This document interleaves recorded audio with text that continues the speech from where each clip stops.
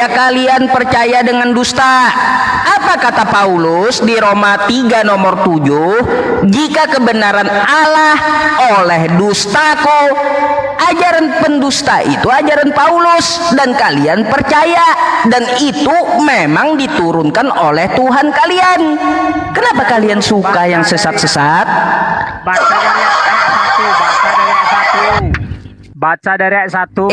Emangnya di gereja kau pernah dibacain satu sekop gitu? Iya. Pernah pendeta baca satu sekop di gereja? Iya. Pendeta mana? Baca satu sekop. Satu perikop baca. Pendeta siapa yang baca satu sekop di gereja? Pendeta membaca satu perikop.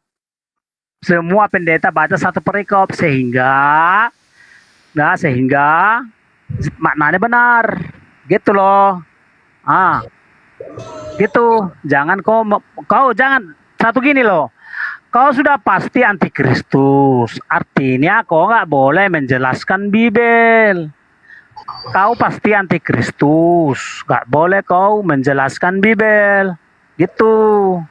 Artinya kau anti Bibel. Nggak boleh kau menjelaskan Bibel karena aku antikristus. Aku yang ngajarin, bilang aja aku yang ngajarin. Justru kau kan antikristus. Kau tidak percaya bahwa Yesus adalah salah seorang Tuhan atau salah seorang pejabat surga. Ya, izin host. Iya, jadi kau jangan membuat narasi yang menyesatkan Zusupei. Izin host ya, nanti, karena kau antikristus. kalau berikan kesempatan saya. Anti-Bible, nggak boleh kau menjelaskan Bibel. Silakan langsung aja bicara. Satu perikop. Karena ini belum ada Kristen yang waras ya, Nay. Kalau ada ya tentu nanti sama Bang Cuman. Ya, Bang Cuman. Udah, Zusupei dari tadi semua pertanyaanku nggak ada kau jawab. Iya, Padalbo sakit hati kali dia sama saya, Padalbo. Lanjut Pak Syair Bali, lanjut. Ya, nanti izinkan saya pada saat mungkin di awal sebelum debat Jeki sama Bang Zuma, nanti izinkan saya, nanti saya soalnya geram juga nih apa yang dinyatakan oleh Zeki tadi itu. Ntar saya akan kuliti habis tuh si Zeki itu. Ya, nanti dengarkan aja lah. Ya, mohon izin Bang Zuma ya, waktunya nanti ya. Nggak ada Jeki, Pak. Loh. Dia itu mainan kami dari dulu. Kami kenal. Itu benar dokter, itu benarnya.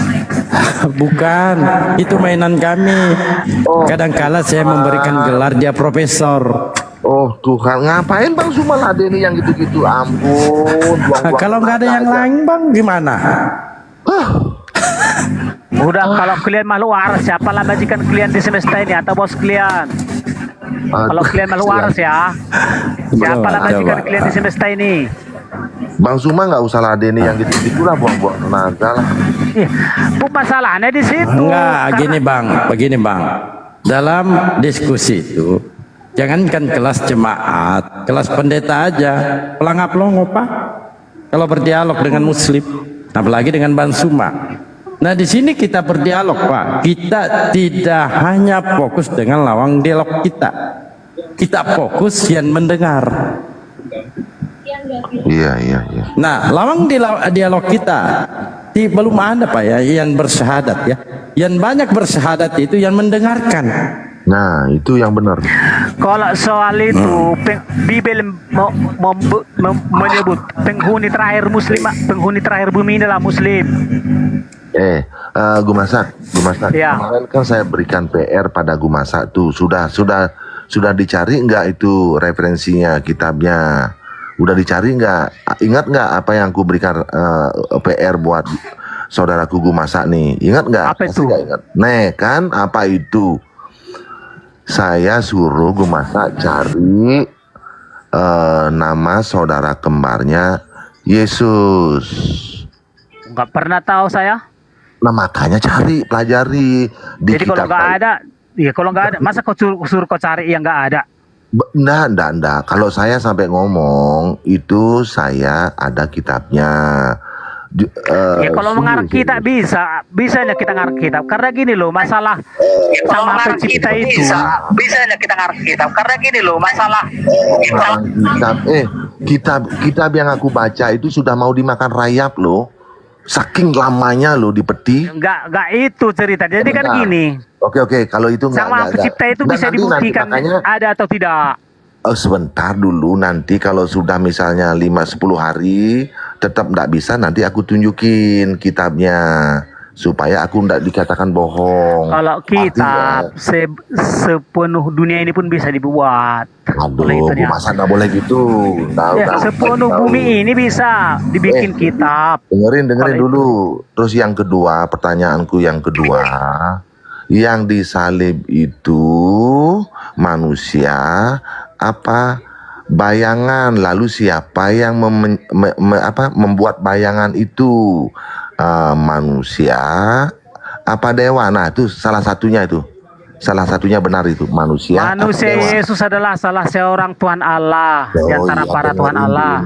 Dengerin dulu, dicatat dulu. Gue masa ini diajarin pinter loh. Ya, lalu siapa yang disembah oleh Yesus? Manusia apa dewa? Salah satunya benar tuh. Ya, salah satunya benar itu. Itu ada di kitab ya. Terus yang terakhir adalah di mana kuburan kembarnya Yesus dan kembarannya menjadi artinya dempet dia. Di mana itu dikubur, itu dicari juga. Kalau saya kasih tahu sekarang, ndak pinter gue masaknya, ndak belajar nyari kitab kalau yang cuma lain. bernarasi-narasi omong kosong atau karena kitab-kitab begituan, itu siapapun bisa. Sekarang gini loh, kita buang dulu semua kitab-kitab itu. Sekarang kita buktikan yang mana Sang Maha Pencipta, yang disembah Yesus atau yang sembah Muhammad atau sembah yang lain. Gitu Ya baru kita. Aku maklum sih kalau misionaris memang seperti ini, ndak mau dikasih tahu dan ndak mau belajar. Bukan gini. Sekarang kita nggak usah dulu, kita bawa logika kita masing-masing lah dulu. Saya itu ndak logika, saya sampaikan ada kitabnya. Bukan soal kitab itu buatan manusia semua. Kalau itunya. Tapi kenyataan Sang Maha Pencipta itu dibuktikan oleh logika kitab itu. Itu. Coba ya izin dulu, saya sapa dulu ini. Pak Effendi, selamat siang. Bang Effendi. Bang Effendi. Siang Pak. Effendi. Wah, noise ya. Turun dulu Pak, baru naik lagi. Kristen ya. Jadi gini loh, PR sama si Zuma nggak dijawab-jawab. Tunggu dulu, PR ini. Zuma nggak tahu apakah Allah SWT itu raja atau dewa. Dia nggak tahu sampai sekarang. Itu Allah SWT itu raja atau dewa. Masa kamu itu pandai menghibur, pandai membuat kita ketawa, udah. Jangan lawan-lawan Bang Zuman, dia punya tim. Enggak, kalian lindungi si Zuman ya. Kalian lindungi. Bukan lindungi. Ibaratnya begini loh, Hanoman melawan Petruk loh, dari mana boleh? Makanya jangan nggak usah terlalu nggak sepele. Kita tes dulu.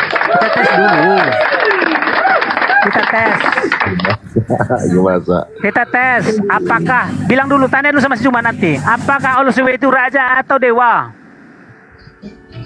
Nggak usah. Ladeni yang lain dia jawab lah. Ya, atau siapapun yang bisa menjawab sini. Allah SWT itu raja atau dewa? Bukan dewa. Bukan dewa, raja enggak. Gue masak ini dulu. Gue masak ini baru saya ada telepon dari dokter. Lu disuruh makan obat. Katanya obatnya makan siang belum. Ya, udah mungkin 5 minggu saya masuk komal-komal, tapi narasi Muslim cuma segitu. Udah, kalau oke, anggap saya nggak level Zuma. Udah, karena dia terlalu Sudah, diam dulu. Hah? Bang Will, selamat siang.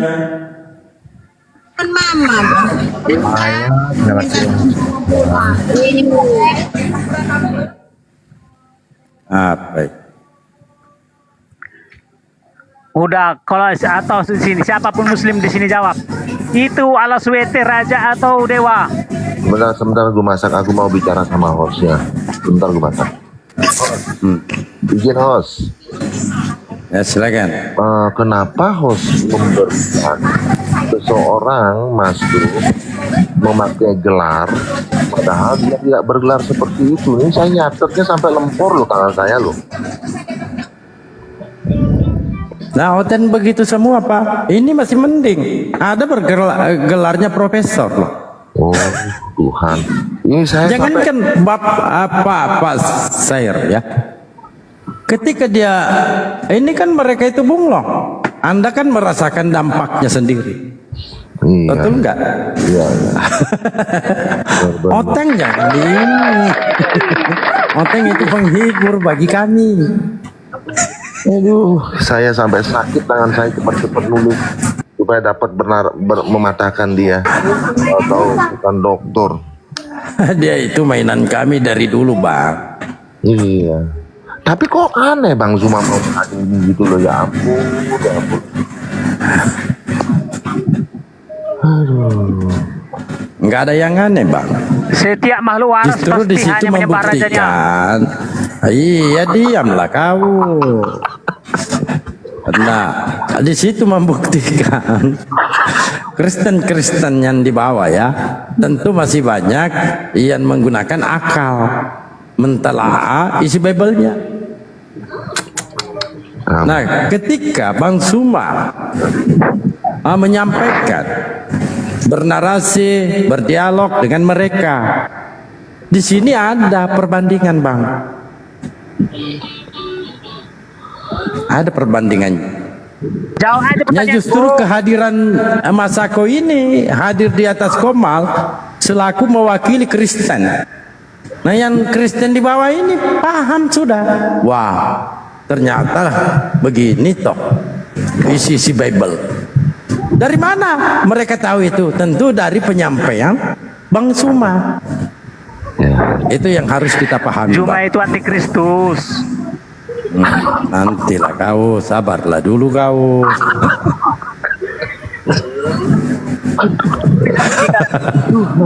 Zuma antikristus. Assalamualaikum warahmatullahi wabarakatuh. Dari tadi dibilang sabar nggak mau dengar juga. Itu abang. Iya, Saya pahami karena tapi saya kita di sini dari dulu sudah lama. Iya, artinya saya itu terpancing karena Bang Zuma itu meladeni, saya pikir benar. Ya gitu loh, gitu. Tapi tidak apa-apa, ya udah saya sekarang bisa mengerti. Oke, saya lanjutkan, saya menjadi pendengar. Oke, nanti kalau saya bisa masuk, saya masuk. Terima kasih. Oke Bang ya. Pak Ajani selamat siang. Otman selamat siang. Selamat siang. Ya, selamat Waalaikumsalam. siang. Warahmatullahi wabarakatuh. Silakan Bang, apa yang mau disampaikan? Nah, saya tadi Bang. Satu-satu. Ya, silakan Ya, Bang. Bang Kutman. Jadi saya lihat itu dengan logika yang namanya akunnya dia katanya Bang sama Uni Ripa sama Bunda Nora sama Ustaz Sugi dilaporkan mereka menyusun, betul kan tidak nih? Nggak perlu ditanggapi Pak. Orang lagi menghibur diri. Oke, itu aja Bang. Ya itu aja Bang, kalau betul ya kita Oke, siap ya. Karena kami mau naikkan Kristen. Kami muak mendengar nama logika. Najis bagi kami. Ya, silakan Pak Ajani. Ya, oke, baik, Abang. Saya Kristen. Sorry nih, Oh saya. Kristen. Ya. Wah. Silakan Bang. Iya, saya Kristen, ini Katolik, atau saya Protestan? Protestan. Silakan. Ya gini, sebelumnya minta maaf, ini saya ini bukan dari latar belakang teolog atau belajar yang sampai berilmu ya. Saya lihat di sini ada Bang Suma, ada Bang Yusuf, para debater hebat. Saya cuman ini aja, ingin bertanya, terus supaya untuk menambah pengetahuan lah. Itu kalau dalam pemahaman Islam dan Kristen itu saya lihat kan perbedaan antara Yesus dan Isa. Dalam arti Betul. Tapi sebelum bertanya saya panggil dulu, apakah guru kami monitor sudah? Bang Suma. Selamat. Sebelum Anda bertanya, saya ucapkan dulu selamat ulang tahun ya, Bang Suma. Malah asing. Malah asing kok teh. Allahu Akbar. Assalamualaikum warahmatullahi wabarakatuh, sahabat-sahabat sekalian. Waalaikumsalam. Bunda Rahma, Bang Charlie, Bang Sair, Dalbo dan Ajani. Tapi saya dari tadi di sini kan ya? Atau saya turun tadi ya? Sini kan? Saya ikat, nggak bisa kemana-mana. Alhamdulillah. Allahu Akbar, Masya Allah. Silakan, apa yang ingin kita perbincangkan?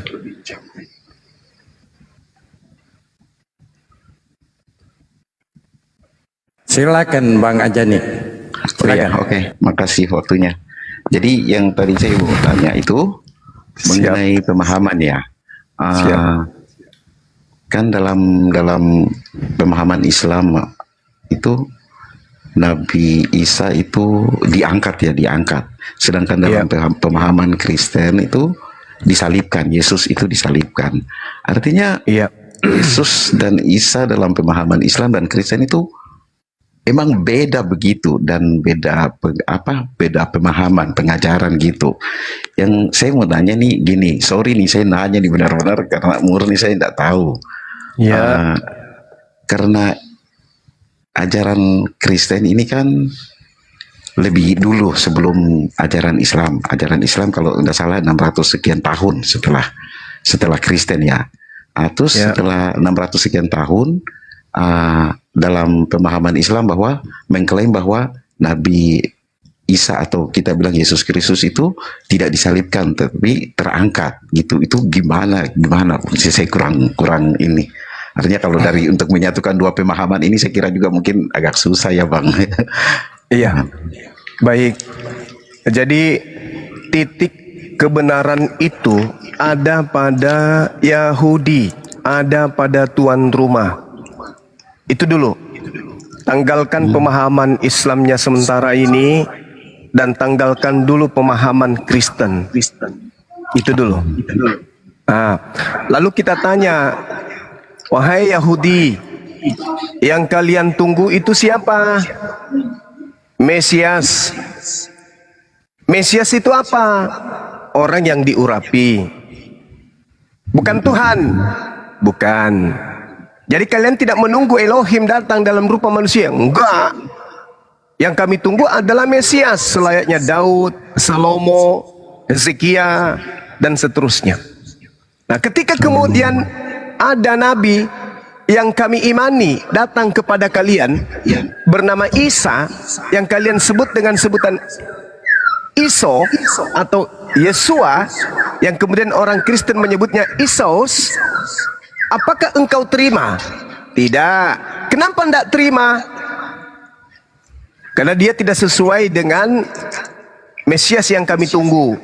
Emang kalian menunggu Mesias yang kayak mana? Ya kayak Daud, yang mampu membebaskan kami dari penekanan, tekanan, penjajahan orang-orang di luar daripada bangsa kami. Jadi Yesus tidak lulus. Enggak, dia tidak memenuhi syarat. Nah, artinya ketika Al-Quran menceritakan Nabi Isa datang di tengah-tengah mereka, memperlihatkan mujizat dan seterusnya, orang-orang Yahudi tidak percaya. Bahkan mereka membuat makar. tentang Nabi Isa alaihissalam. Mereka tidak percaya kalau ini adalah seorang nabi. Mereka membuat makar kemudian.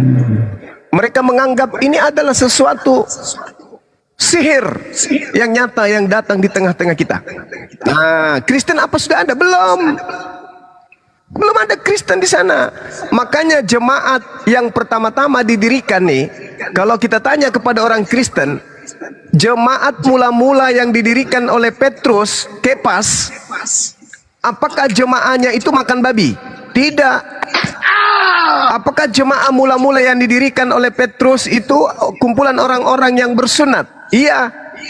Ada enggak di antara mereka yang tidak bersunat? Tidak ada. Apakah jemaat mula-mula ibadahnya minggu? Bukan, ibadahnya hari Sabat. Berarti bukan Kristen? Bukan, Kristen itu muncul belakangan.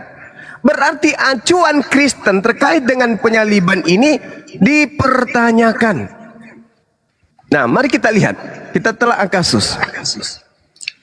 Noise-nya ini dari mana ya? Mungkin 2 HP bang. Anjani mungkin menggunakan 2 HP. Dikecilin yang satu. Ya, jadi ketika kemudian diterangkan di dalam Al-Quran dalam surah An-Nisa bahwasanya mereka dihukumi dikarenakan karena ucapan mereka. Apa ucapan mereka? Sungguh kami telah membunuh Al-Masih. Sungguh kami telah membunuh Kristus. Orang yang diurapi, orang yang ditahirkan. Itu kan? Tapi Allah mengatakan tidak. Mereka tidak membunuh. Mereka kemudian tidak menyalibkan. Kata Al-Quran. Nah sekarang mari kita lihat. Tolak ukurnya di mana? Bible.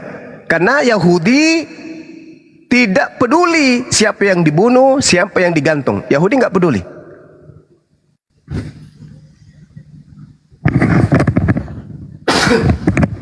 Muncul kemudian sekelompok Kristen yang mengatakan ada pembunuhan, ada penyaliban. Islam juga mengatakan itu, ada pembunuhan, ada penyaliban.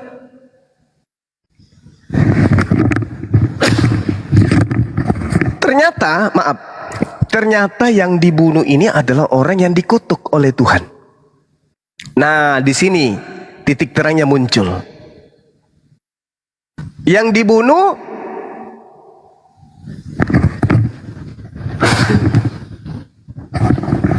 adalah orang yang dikutuk oleh Elohim. Nabi Isa apakah orang yang dikutuk oleh Elohim? Bukan. Yesus anak Maria apakah orang yang dikutuk oleh Elohim? Bukan.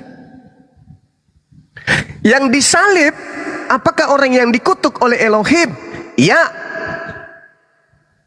Siapa dia yang dikutuk oleh Elohim ini? Baca Galatia 3 nomor 13. Ada tertulis, terkutuklah orang yang mati yang digantung di atas salib. Nah, tertulis di mana? Ulangan 21, 22, 23. Ternyata orang yang digantung di salib ini adalah orang yang melakukan dosa yang sepadan dengan hukuman mati, sehingga dia dikutuk oleh Elohim. Oke, saudara-saudara Kristen kita tanya, saudara Kristen, Yesus punya dosa enggak? Enggak.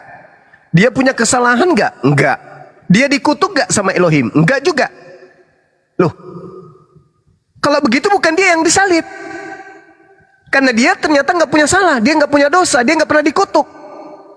Lalu yang kalian sembah, yang kalian katakan mati di atas pohon ini, yang disalib ini, itu siapa? Yesus bukan. Ternyata pengganti. Inilah yang dikatakan Al-Quran, wa qaulihim inna qatalnal masiha Isa bin Maryam Rasulullah wa ma qatalu wa ma salabu walakin syubbiha lahum.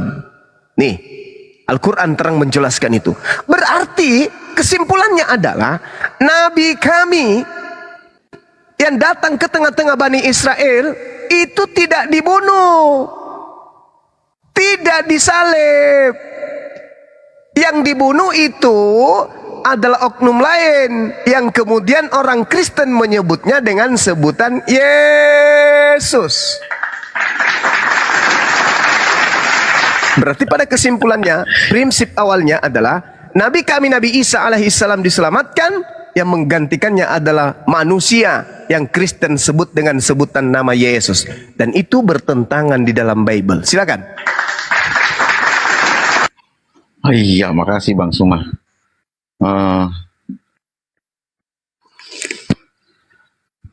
Oke, iya ya. Gimana ya? Tapi dalam ini ya Bang Suma, sorry nih.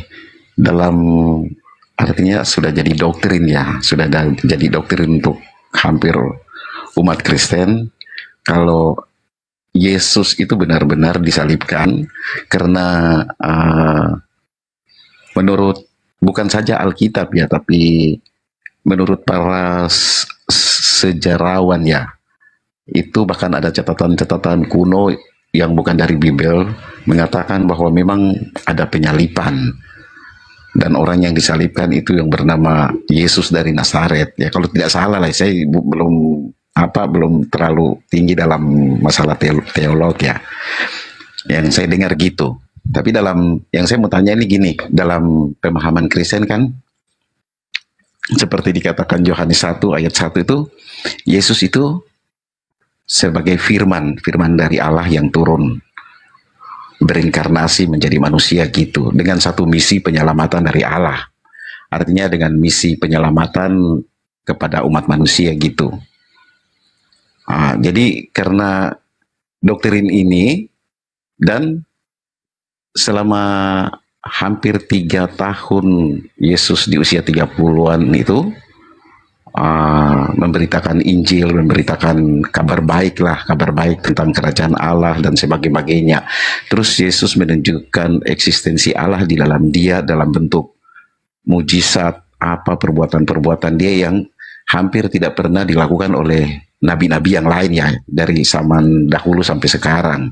Dan waktu di ayat mana saya agak lupa itu, tapi saya sudah berulang-ulang baca, waktu Yesus menyembuhkan orang lumpuh, dia katakan gini, dosamu diampuni. Kan kata dosamu diampuni itu hanya yang berhak mengatakan gitu kan Allah gitu. Artinya dalam pemahaman Kristen itu bahwa kepenuhan Allah itu benar-benar ada di dalam Yesus gitu. Bukan saja dia firman yang menjadi manusia, tetapi benar-benar kepenuhan Allah itu ada di dalam dia. Artinya kuasa Allah seperti dikatakan di ayat-ayat yang selanjutnya dalam Yohanes dan sebagainya. Waktu Yesus berkata, aku dan Bapa adalah satu, dan aku keluar dari Bapa, aku datang dan keluar dari Bapa. Itu gimana menurut tanggapan atau pemahaman Bang Suma gitu? Iya, baik. Nah, semakin saudara Kristen mengunggulkan Yesus, pada mulanya firman, dia adalah nabi, dia adalah Mesias, bahkan sampai pada poin dia bersatu dengan Elohim, bersatu dengan Tuhan. Barang siapa yang melihat aku, dia melihat Tuhan. Maka semakin mendekati item-item tersebut, semakin nyata bahwa yang disalib itu bukan Yesus. Semakin nyata. Karena pada prinsipnya, coba kita lihat nih, secara naluri kemanusiaan, Galatia 3 nomor 13, apa yang dikatakan? Orang yang diurapi telah menebus Kristen dari kutuk hukum Taurat. Pertanyaannya, sejak kapan Taurat itu adalah kutuk? Ini kekeliruan yang mendasar. Kekeliruan yang mendasar. Di mana dalilnya Taurat itu kutuk? Tak ada dalilnya. Tetapi 30 tahun kemudian setelah Yesus terangkat ke langit, muncul Paulus yang mengatakan hukum Taurat itu kutuk. Sedangkan di dalam Ulangan 27 nomor 26, apa kata Tuhan di sana? Terkutuklah orang yang tidak menepati hukum Taurat dengan perbuatan. Justru orang yang meninggalkan Taurat terkutuk, bukan Tauratnya yang dikutuk, tapi orang yang meninggalkan Taurat itu yang dikutuk. Dalilnya Ulangan 27 nomor 26. Terkutuklah orang yang tidak kemudian menjalankan Taurat dengan perbuatan. Tapi Paulus mencoba membalikkan fakta itu. Kristus telah menebus Kristen dari kutuk hukum Taurat, dengan jalan Yesus ini menjadi kutuk. Coba. Yesusnya yang anda sebutkan tadi adalah firman, yang anda sebutkan tadi bersatu dengan Bapa, yang tadi anda sebutkan orang yang dikasihi, yang tadi disebutkan oleh Kristen jalan kebenaran dan hidup, justru menjadi kutuk. Kok bisa? Tuhan yang maha suci kok jadi kutuk? Jadi itu tidak sinkron. Terjadi kemudian distorsi yang sangat mendalam dan dahsyat. Itu pertama. Yang kedua, Paulusnya mengatakan, sebab ada tertulis, terkutuklah orang yang mati di atas kayu salib. Ada tertulis. Kita cross check. Di mana itu tertulis? Wahai Paulus, ya paman, tunjukkan tertulis di mana itu. Paulus menunjukkan kita kepada Ulangan 21. Apa katanya? Terkutuklah apabila ada orang yang melakukan dosa yang sepadan dengan hukuman mati, lalu kau hukum dia. Jangan kau biarkan mayatnya semalam-malaman, tetapi kuburkanlah hari itu juga. Sebab orang yang dikutuk Elohim, jangan kau biarkan mayatnya menyentuh tanah yang diberikan oleh Tuhanmu. Berarti yang digantung di atas tiang salib ini pelaku dosa yang sepadan dengan hukuman mati, dan orang ini adalah orang yang dikutuk oleh Elohim. Pertanyaannya, benarkah Yesus ini memiliki dosa? Benarkah Yesus ini memiliki perbuatan yang bersalah yang sepadan dengan hukuman mati? Benarkah Yesus ini dikutuk oleh Elohim? Ternyata tidak. Lalu siapa yang dikutuk oleh Elohim? Ulangan 27 nomor 25. Terkutuklah orang yang memakan suap untuk menyerahkan orang yang benar agar dibunuh. Ini siapa pelakunya? Ada yang tahu? Makan suap, menyerahkan orang benar untuk dibunuh. Ada yang tahu siapa pelakunya? Yudas Iskariot. Berarti yang memenuhi syarat untuk digantung secara terkutuk oleh Elohim, yang makan suap, yang berkhianat, yang menyerahkan orang benar untuk dibunuh adalah Yudas Iskariot. Wa qaulihim inna qatalnal masiha Isa bin Maryam Rasulullah wa ma qatalu wa ma salabu walakin syubbiha lahum wa innal ladina ikhtalafu fi la fi syakkin minhu ma lahum bihi min ilmi illa ittiba'azan wa ma qataluhu yaqina. Yang mereka bunuh adalah orang lain, bukan Nabiullah, bukan Rasulullah. Kristen muncul belakangan menganggap bahwa yang mati itu adalah orang benar untuk menebus dosa, padahal itu adalah doktrin dan dogma yang tidak berdasar kepada ajaran para nabi. Makanya Al-Quran mengatakan apa? Wa iyad'una illa syaitanan marida. Yang Kristen sembah itu hanyalah setan yang terkutuk. Paulus mengatakan yang digantung di atas pohon itu adalah orang yang terkutuk. Nabi Musa mengatakan yang mati dikutuk oleh Elohim itu adalah pendosa yang digantung di atas pohon. Lalu dari mana Kristen mendapatkan informasi bahwa yang mati di atas tiang salib itu adalah orang benar menebus dosa-dosa orang Roma dan Yunani? Dari mana informasi itu? Silakan, Bung. Oke, baik Bang Suma. Jadi ya tadi bicara tentang mengenai kutuk dan tentang penebusan menjadi kutuk di atas kayu salib. Saya berbicara berdasarkan dalil ya di Roma 7. Roma pasal 7 ayat 7 ayat 8 bahwa di sini dijelaskan bahwa sejak zaman nabi-nabi dahulu, waktu sejak bangsa Israel keluar dari Mesir itu di bawah pimpinan Musa itu, Allah memberikan hukum-hukum 5 Taurat, dan di situ ada perintah Taurat yang luar biasa keras. Artinya hukum-hukum yang tidak boleh dilanggar oleh bangsa Israel saat itu. Di sini di Roma 7 ini berkata demikian nih.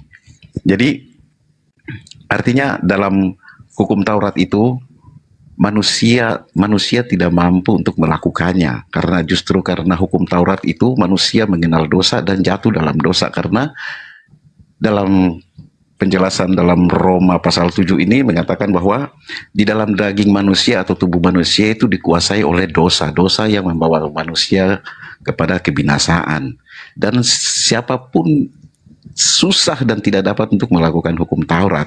Dan justru karena hukum Taurat itu mereka justru banyak sekali jatuh dalam dosa dan binasa. Oleh sebabnya dalam pemahaman doktrin yang kita tahu ya, doktrin Kristen itu, bahwa kedatangan Yesus itu memang sudah menjadi satu misi atau blueprint, atau sudah jadi satu schedule Tuhan sejak zaman manusia mengalami kejatuhan. Artinya waktu Yesus turun ke dalam dunia itu, karena itu sudah bukan karena iseng-isengnya Allah, tapi itu memang sudah ada dalam blueprint atau dalam schedule-nya Tuhan sejak manusia jatuh dalam dosa. Jadi saya bicara lagi kembali ke masalah tadi, Yesus yang terkutuk di atas kayu salib. Karena manusia yang hidup di bawah hukum Taurat tetap terkutuk. Alasannya apa? Pertama, karena manusia tidak dapat melakukan hukum Taurat, karena di dalam hukum Taurat itu jelas, jangan mengingini, jangan menyembah. Pokoknya ada 10 hukum yang Tuhan kasih, itu sangat berat bagi manusia. Artinya kenapa manusia tidak mampu untuk melakukan hukum Taurat? Karena memang daging manusia ini dikuasai oleh dosa yang memang tidak bisa melakukan hukum Taurat gitu, tidak mampu melakukan hukum Taurat. Oleh sebabnya di ayat Roma pasal 7 ayat 8 katakan begini, tetapi dalam perintah itu dosa mendapat kesempatan untuk membangkitkan di dalam diriku rupa-rupa keinginan, sebab tanpa hukum Taurat dosa itu mati. Oleh sebabnya, karena tidak ada satu orang pun yang bisa untuk hidup kudus di hadapan Allah dan terkutuk di bawah hukum Taurat. Oleh sebabnya Yesus datang untuk menggenapi hukum Taurat dengan menjadi kutuk itu sendiri. Artinya bukan Yesusnya yang terkutuk, tetapi menjadi kutuk karena Yesus digantung untuk menanggung kutuk umat manusia gitu. Itu doktrin Kristen yang saya tahu. Makasih Bang Suma. Baik Bang. Penilaian kemudian saudara Kristen kepada Taurat berdasarkan pengajaran Paulus dari bisikan makhluk yang datang kepadanya, mengatakan itu dan membimbing Anda untuk mengucapkan itu. Oh iya. Iya. Padahal Tuhan sendiri di dalam Ulangan, Tuhan yang Maha Tahu, Tuhan yang Maha Mendengar dan Maha Menyaksikan mengatakan, sebab perintah ini yang kusampaikan kepadamu pada hari ini tidaklah terlalu sukar bagimu dan tidak pula terlalu jauh. Orang Kristen yang bukan penganut Taurat mengatakan Taurat itu sulit. Kata siapa? Justru ajaran Kristen itu sangat sulit dibandingkan Taurat. Ini cuma akal-akalan saja. Akal-akalan untuk memadamkan cahaya Tuhan, menghapus hukum Tuhan dan menggantikan hukum Tuhan dengan hukum Paulus. Ini akal-akalan. Sebab Ulangan 30:11 menerangkan, perintah ini yang kusampaikan kepadamu tidaklah terlalu sulit bagimu. Nah, mari kita bandingkan dengan ajaran Kristen. Kita lihat dalam Lukas 6 nomor 49. Akan tetapi barang siapa mendengar perkataanku tetapi tidak melakukannya, ia akan sama dengan seorang yang mendirikan rumah di atas tanah tanpa dasar. Ketika banjir melandanya, rumah itu segera rubuh dan hebatlah kerusakannya. Pertanyaan saya, adakah orang Kristen yang mampu kemudian melaksanakan perkataan Yesus? Adakah?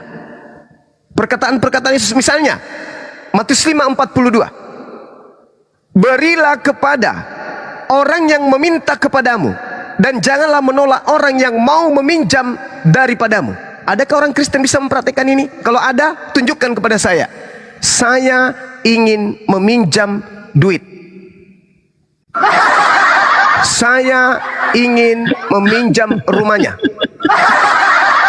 Berilah kepada orang yang meminta kepadamu dan janganlah menolak orang. Jangan menolak orang yang mau meminjam daripadamu. Ada? Ada orang Kristen yang bisa mempraktekkan ini? Tunjukkan kepada saya. Saya ingin pinjam perusahaannya dia. Lukas 12 nomor 33. Juallah segala milikmu dan berikanlah sedekah. Buatlah bagimu pundi-pundi yang tidak dapat menjadi tua, suatu harta di surga yang tidak akan habis, yang tidak dapat didekati pencuri dan yang tidak dirusakkan oleh gengat. Ada orang Kristen bisa mempraktekkan ini? Mustahil. Lukas 6 nomor 30. Berilah kepada setiap manusia yang meminta kepadamu, dan janganlah meminta kembali kepada orang yang mengambil kepunyaanmu. Boleh diperhatikan saudara Kristen? Ada orang Kristen mampu mempraktekkan ini? Tunjukkan kepada saya akan datang ke rumahnya. Berilah kepada setiap orang yang meminta kepadamu. Saya kebetulan pelihara seekor kambing. Kambing saya itu cacat, biji pelernya cuma 1. Saya mau minta biji pelernya orang Kristen 1 biji. Ada yang bisa mempraktekkan ini? Ada. Berilah kepada setiap orang yang meminta kepadamu, dan janganlah meminta kembali kepada orang yang mengambil kepunyaanmu. Saya ingin mengambil kepunyaan orang Kristen, dan orang Kristen diperintahkan jangan meminta kembali. Ada yang bisa mempraktekkan ini?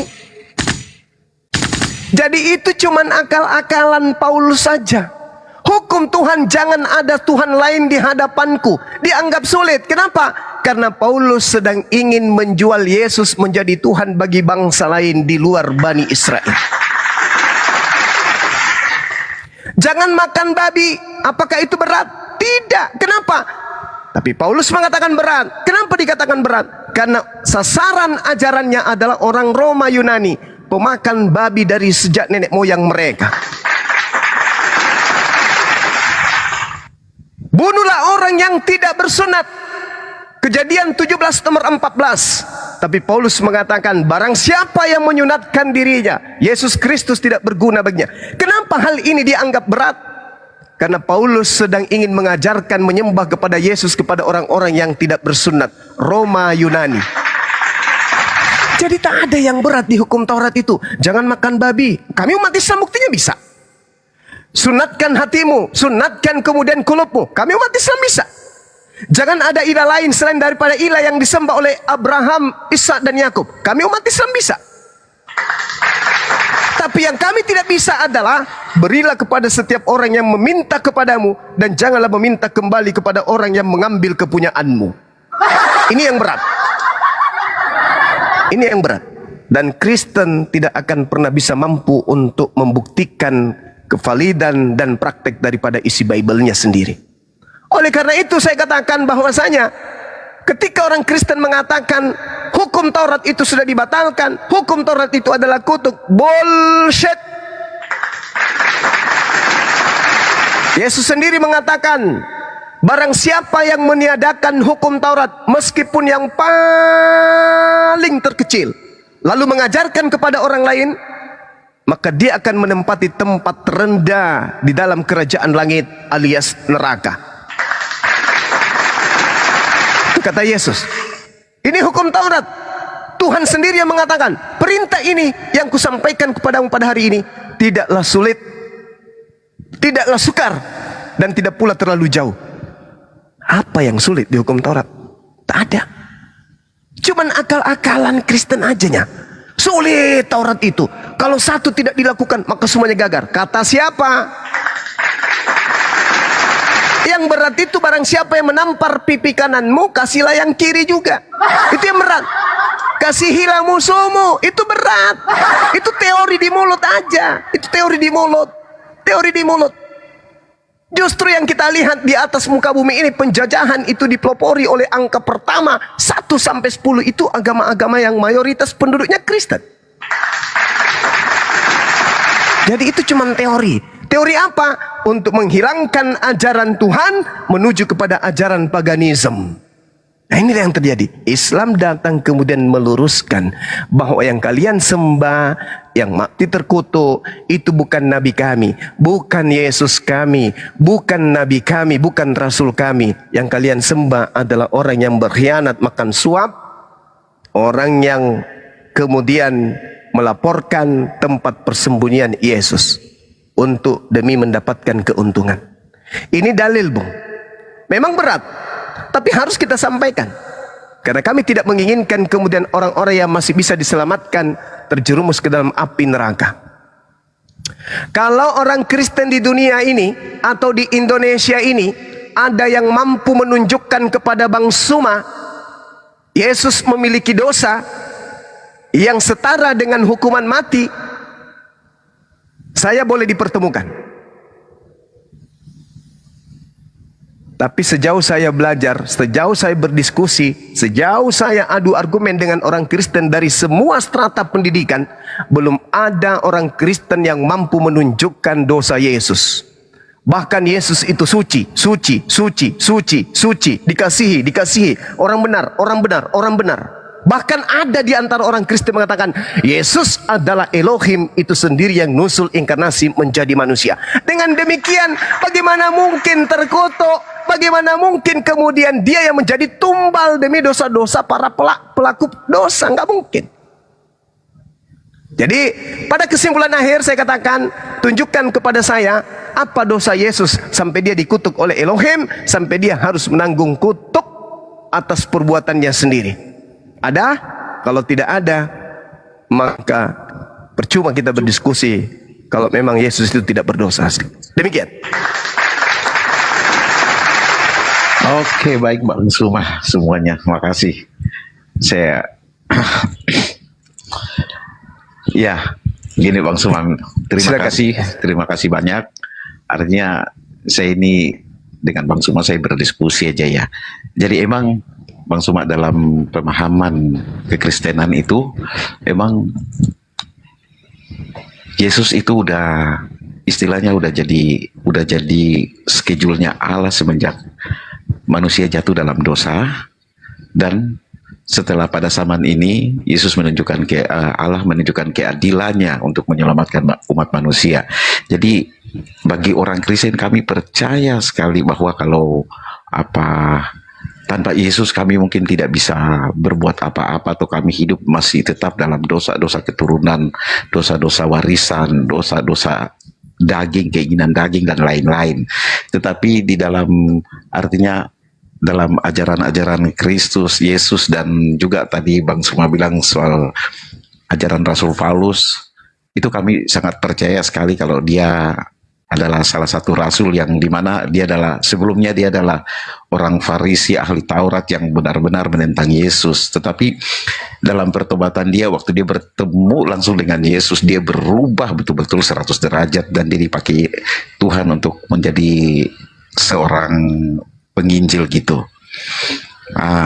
Dalam ajaran-ajaran dia, dan dia katakan begini, apa yang dahulu merupakan keuntungan bagiku sekarang kuanggap seperti sampah setelah pengenalanku akan Yesus Kristus. Dalam arti ilmu pengetahuan yang dia pakai selama ini menjadi, dikatakan itu seperti sampah di hadapan dia setelah dia mengenal Yesus Kristus yang penuh hikmat, karena dia merasa bahwa hikmat Tuhan itu jauh lebih dari ilmu pengetahuan yang dia tahu, sehingga dia menulis banyak surat sesuai dengan hikmat yang didapat dari Tuhan. Salah satu yang tadi saya katakan di dalam kitab Roma, dia katakan bahwa untuk kita menjadi benar di hadapan Tuhan itu sangat susah dan mungkin tidak bisa, karena kalau kita mentaati hukum Taurat justru terkutuk di bawah hukum Taurat, seperti tadi yang sudah saya katakan kan, gitu. Jadi dalam arti dikatakan bahwa ini satu-satunya jalan untuk kamu bisa berada atau berkenan di hadapan Bapa, yaitu hanya melalui Yesus Kristus yang menjadi kutuk di atas kayu salib untuk menanggung kutuk semua umat manusia. Jadi seperti tadi Bang Suma katakan bahwa hukum Taurat digenapi di dalam Kristus Yesus. Artinya yang kita pahami itu bahwa hukum Taurat itu digenapi di dalam Kristus Yesus. Jadi Yesus tidak meniadakan hukum Taurat. Seperti tadi Bang Suma sudah kutip bahwa perkataan Yesus bahwa satu pun dari hukum Taurat tidak bisa ditiadakan. Jadi yang kami percaya itu bahwa hukum Taurat itu digenapi di dalam Yesus, dan Oleh karena hukum Taurat digenapi di dalam Yesus, makanya kita yang percaya di dalam nama Yesus itu pasti diselamatkan. Gitu Bang Suma. Jadi apa tadi penjelasan Bang Suma saya tangkap dan saya pahami. Saya terima kasih untuk Bang Suma juga, dan saya akui Bang Suma ilmunya luar biasa, artinya sangat ini menguasai banget gitu. Oke, gitu Bang Suma. Oke, baik. Terima kasih. Baik, sama-sama. Jadi Al-Quran saya mengatakan gini. Wa idza qila lahum ittabi'u ma anzalallahu qalu bal nattabi'u ma alfaina alaihi aba'ana. Awalau kana aba'uhum la yaqiluna syai'a wa la yahtadun. Apabila dikatakan kepada orang-orang kafir, ikutilah apa yang diturunkan oleh Allah, yang diwahyukan oleh Allah, mereka menjawab tidak. Kami mengikuti apa yang kami dapati pada nenek moyang kami melakukannya. Padahal nenek moyang mereka itu tidak mengetahui apapun dan tidak mendapatkan petunjuk. Analisa Quran ini kemudian menjadikan saudara Kristen ini sebagai kelinci percobaan. Saya bertemu dengan orang Kristen yang berapi-api menjelaskan keimanannya. Yesus Tuhan, Yesus Tuhan. Yesus menggenapi hukum Taurat. Yesus tidak ada keselamatan baginya. Barang siapa yang tidak percaya kepadanya tidak akan selamat dan pasti akan binasa. Kubiarkan dia berkoar. Lalu kutanya, siapa yang mengajarkan kamu mempertuhankan Yesus? Bible, kata dia. Tunjukkan dalilnya. Ternyata ujung-ujungnya Paulus. Dari mana Paulus mendapatkan pengajaran dari Yesus? Di mana Yesus pernah bertemu dengan Paulus? Di padang gurun. Dari mana Anda bisa tahu bahwa yang datang kepada Paulus itu adalah Yesus? Ya, karena dia mengaku Yesus. Oh gitu. Jadi kalau ada orang yang mengaku akulah Yesus, kamu percaya kalau itu adalah Yesus? Ya tergantung apanya. Ya tergantung apanya. Tergantung pengakuannya. Berarti siapapun boleh mengaku Yesus. Nah, artinya Al-Quran ketika dijabarkan kemudian, orang Kristen kita tanya, siapa yang ngajarin kamu ke gereja? Mama. Mama ditanya, Ma, siapa yang ngajarin mama ke gereja? Nenek. Nenek ditanya, Nek, siapa yang ngajarin ke gereja? Buyut. Buyut. Sampai ke ujung-ujungnya tidak nyampe kepada Yesus. Artinya mereka beriman, mereka percaya tentang kekristenan ini tidak berdasar kepada muara, yaitu Yesus, tapi dari nenek moyang mereka sendiri. Seperti saudara Ajan, Anda mengatakan barang siapa tidak percaya kepada Yesus, Anda keliru, Bung. Anda menjadi Kristen hari ini bukan karena perintah Yesus diatur atau disusun menjadi seenggak suatu hukum. Semua perintah-perintah Yesus di dalam Bible kalau dikumpulkan dari A sampai Z, tak ada satupun perintah ini yang mengantarkan manusia bisa sampai kepada Kristen. Yang mengantarkan menjadi Kristen itu adalah orang-orang di luar Yesus. Yesus hanya mengajarkan untuk menjadi seorang Muslim yang taat, mentaati segala perintah Tuhannya. Tidak ada menjadi Kristen. Bahkan Yesus itu disebut sebagai juru salam, juru selamat. Bukan juru Kristen, tapi juru salam, juru damai sejahtera, juru Islam. Nah, sekarang kita kembali kepada tema kita. Ketika kemudian saudara mengatakan bahwa Paulus ini yang mengajarkan kemudian untuk mengajarkan hal kekristenan, sekarang saya munculkan pertanyaan. Umat Islam yang ada di sini pun boleh menjawab. Di dalam Bible Matius 12 diterangkan, apabila roh jahat keluar dari manusia, ia pun mengembara ke tempat-tempat yang tandus mencari pemberhentian, tetapi roh jahatnya tidak mendapatinya. Lalu roh jahat berkata, aku akan kembali ke rumah, ke orang yang telah kutinggalkan tadi, orang yang bertobat tadi. Maka pergilah kemudian roh jahat dan mendapati rumah yang kosong itu bersih, tersapu dan rapi teratur. Lalu roh jahat ini keluar dan mengajak 7 roh lain yang lebih jahat daripadanya dan masuk kembali berdiam pada orang tersebut. Maka akhirnya keadaan orang yang tadinya bertaubat lebih buruk daripada keadaannya semula. Demikian juga akan berlaku atas angkatan jahat ini. Pertanyaan saya, siapa orang yang mengaku bertaubat sesaman dengan Yesus, yang ajarannya persis dengan ajaran angkatan jahat yang Yesus sampaikan di dalam data 38 sampai data 40. Ketika Yesus ditanya sama orang Farisi ini bertanya dan minta satu tanda, tetapi tidak diberikan satu tanda apapun kecuali anak manusia 3 hari 3 malam di perut bumi. Artinya pada hari ketiga dia bangkit. Pertanyaan saya, siapa seangkatan Yesus yang mengajarkan kebangkitan pada hari ketiga yang Yesus nobatkan dengan stempel angkatan jahat, yang kerasukan 8 setan di dalam dirinya? Ini siapa? Silakan umat Islam ataupun orang Kristen, saudara Kristen yang bisa menjawab. Paulus paman. Paulus. 1, 2. Ada lagi jawaban yang lain? Paulus paman.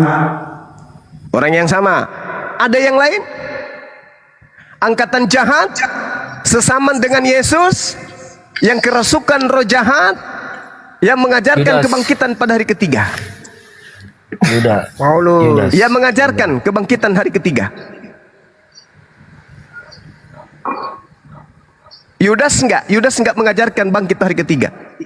Yang mengajarkan bangkit hari ketiga hanya Paulus.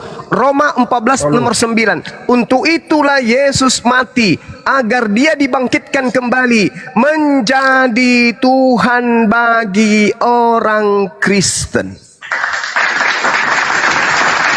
Angkatan jahat ini, kata Yesus, diberi tanda bangkit pada hari ketiga.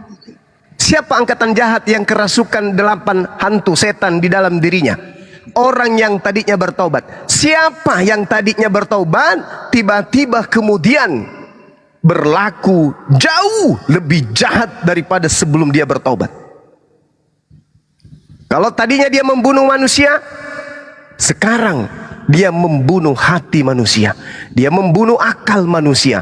Yang tadinya membunuh fisik manusia, kelebih jahatannya lagi membunuh akal manusia, sampai manusia yang percaya kepadanya, manusia pun dianggap Tuhan. Ini siapa nih? Siapa oknum ini? Sesaman Yesus menganiaya muridnya, lalu kemudian bertaubat, lalu setelah bertobat kerasukan 8 setan di dalam tubuhnya. Setelah 8 setan ini masuk ke dalam tubuhnya, dia melakukan kejahatan yang jauh lebih jahat. Ini siapa oknumnya? Seangkatan Yesus. Paulus. Apa yang kita lihat dari ajaran orang ini? Dosa ditebus dengan cara membunuh Tuhan. Hukum Tuhan yang datang kepada Bani Israel disebutnya skubalon. Apa itu skubalon? Tai, tinja. Diedit menjadi sampah, padahal arti sebenarnya itu adalah tinja. Hukum Tuhan disebut tinja sama dia. Siapa orang ini? Jahat kali dia. Menggantikan kemuliaan Tuhan dengan kemuliaan manusia. Mengganti Tuhan yang maha kuasa dengan seenggok bayi Yahudi. Siapa manusia ini? Siapa dia ini? Kisah Para Rasul 24 nomor 5. Paulus ini, kata orang Yahudi, Paulus ini adalah penyakit sampar yang telah menyesatkan banyak orang Yahudi di dunia orang beradab. Dia adalah sekte dari Nasorios.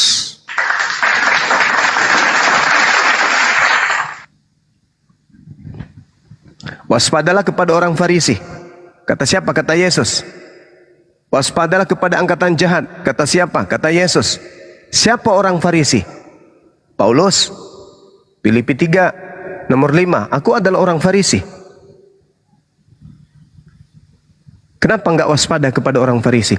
Tak ada pernah Yesus katakan waspadalah kepada orang Arab. Yang dikatakan oleh Yesus waspadalah kepada orang Farisi. Nabi Muhammad bukan orang Farisi, Paulus orang Farisi. Makanya yang menjadi pengikut Paulus hanya di luar orang Yahudi. Alhamdulillah orang Yahudi tidak tergoda. Alhamdulillah orang Yahudi tidak tergiur. Alhamdulillah orang Yahudi tidak gelap mata. Ketika Tuhan mereka dikatakan jadi bayi, orang Yahudi malah mencibir. Orang Yahudi malah tertawa. Orang Yahudi malah meludahin. Cuy. Tapi di luar Yahudi, orang yang tadinya menganut ajaran pagan, begitu dihadiahkan ajaran seperti ini, dirangkul, diajarin, diamalkan, dan seterusnya. Meninggalkan kaidah-kaidah pengajaran Yesus itu sendiri. Kembali kepada tema kita, yang digantung di atas pohon tadi bukanlah Yesus anak Maria, tetapi orang terkutuk yang makan suap, yang berkhianat kepada Yesus. Demikian.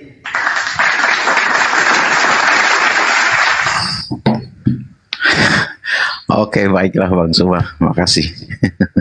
Penjelasannya luar biasa sekali. Oke. Jadi ya, artinya sebelumnya minta maaf ini Bang Suma, terima kasih sudah berdiskusi dengan Bang Suma dan abang-abang yang lain semuanya, minta maaf. Luar biasa sekali, tapi kesimpulan saya gini Bang, mungkin dalam pemahaman, artinya Bang Suma memahami Kristen dalam perspektif Bang Suma sebagai Muslim. Saya pun menerima penjelasan Bang Suma, tetapi saya menerimanya itu sebagai penjelasan versi Bang Suma. Tetapi dalam pengertian saya itu jelas yang sudah terdoktrin, yang sudah didoktrin, artinya doktrin-doktrin yang sudah menjadi pengajaran dalam saya ini sudah sejak lama dan sudah saya imani begitu. Jadi terima kasih Bang Suma, saya terima kasih banyak semuanya atas diskusi ini, luar biasa Bang Suma. Saya pamit dulu, saya kasih waktu untuk yang lain, Kristen yang lain silakan yang mau bertanya masuk ya. Saya pamit dulu. Makasih Bang Ajani. Makasih Bang Suma. Saya juga minta maaf kalau ada kata yang kurang berkenan. Yang pasti yang saya sajikan adalah data yang ada di Bible. Terkait dengan saya salah tafsir atau terkait dengan salah pemahaman, ya silakan saya kembalikan kepada saudara, karena ini adalah kepercayaan saudara. Saya hanya membaca data yang ada. Terima kasih sama-sama Bang Suma. Saya pamit dulu. Makasih semuanya. Oke. Saya ingin memberikan data kepada teman-teman Muslim terkait dengan apa yang diterangkan oleh Al-Quranul Karim 157 dari ayat surah An-Nisa. Di dalam Yohanes 9 nomor 16 dan juga Lukas 23 nomor 2 diterangkan begini. Di situ mereka mulai menuduh Yesus. Mereka berkata, kami dapati orang ini menyesatkan rakyat. Ia menghasut orang supaya jangan membayar pajak kepada kaisar, sebab katanya ia adalah Kristus, seorang raja. Yohanes 9 nomor 16, maka kata sebagian orang-orang Farisi, orang ini, Yesus ini tidak datang dari Allah, sebab Yesus ini tidak memelihara hari Sabat. Sebagian pula yang lain berkata, bagaimanakah seorang berdosa dapat membuat mukjizat yang demikian? Maka timbullah pertentangan, perselisihan di antara mereka. Kisah Para Rasul 25:19, mereka berselisih paham tentang seseorang yang bernama Yesus. Ada yang mengatakan Yesus telah mati, tapi Paulus berkata, Yesus masih hidup. Berselisih paham. Tapi yang paling dahsyat, yang harus saudara Kristen jawab dengan tuntas adalah Markus 16 nomor 12. Apa itu? Kemudian Yesus menampakkan diri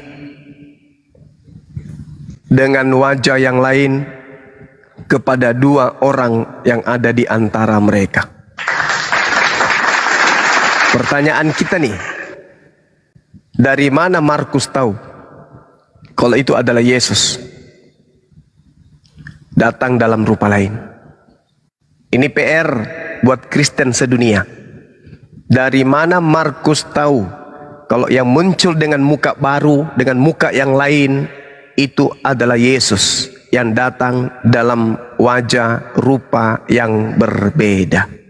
Silakan teman-teman, Saya hanya memberikan kisi-kisi saja. Dikembangkan dan didiskusikan kepada saudara Kristen. Mudah-mudahan ini membuahkan edukasi yang baik, sehingga apa yang menjadi nasihat-nasihat kita semalam, supaya kita tidak ada lagi dialog berbuntut panjang, saling lapor dan seterusnya. Baiknya Lembaga Bible Indonesia membenahi diri untuk melepaskan semua istilah-istilah Al-Quran di dalam Bible-nya. Demikian sementara, silakan.